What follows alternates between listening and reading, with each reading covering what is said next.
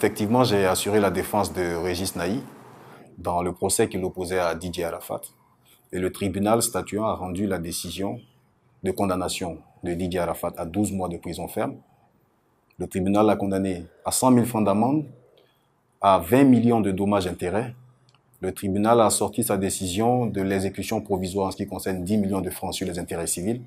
Et le tribunal a enfin décerné un mandat d'arrêt contre Didier Arafat.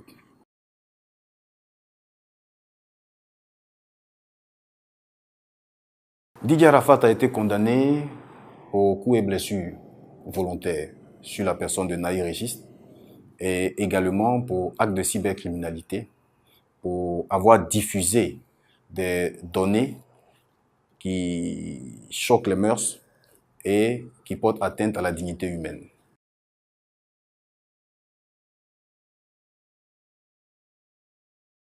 Didier Arafat n'est pas mis aux arrêts parce que, première des choses, il n'est pas en Côte d'Ivoire. Et la deuxième des choses, c'est que Didier Arafat devait comparaître libre parce que c'était une procédure de citation directe. Et dans cette procédure, le prévenu est libre de ses mouvements. Et si Didier Arafat avait été à cette audience, il comparaîtrait libre. Et au prononcé du jugement, le tribunal aurait certainement décerné mandat de dépôt.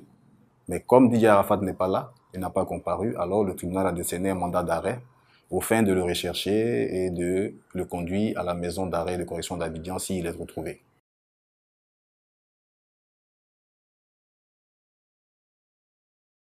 Alors pour l'instant, je ne suis pas informé des réactions de Didier Arafat.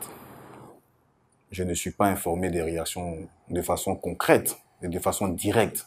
Mais l'on entend sur les réseaux sociaux que Didier Arafat clame qu'il n'irait pas en prison.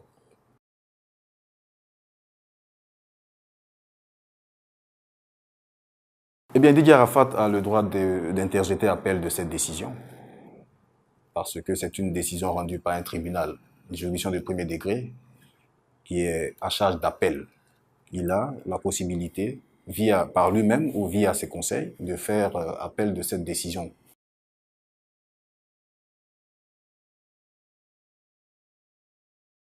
Sur la question, j'aimerais faire une précision.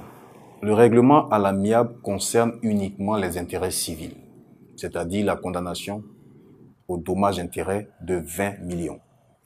En ce qui concerne la condamnation à la peine de prison et à l'amende, c'est l'affaire du procureur. Ce volet de la procédure n'appartient pas aux parties.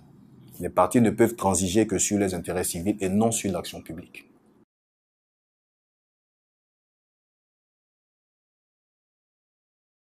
C'est de bonne guerre.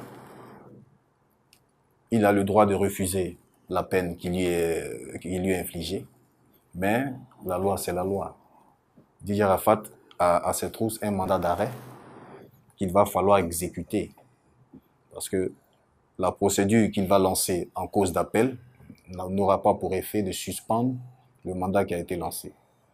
Et donc, il faudra que la Cour d'appel statue sur le mandat d'arrêt. Donc, Didier Arafat peut aller en prison.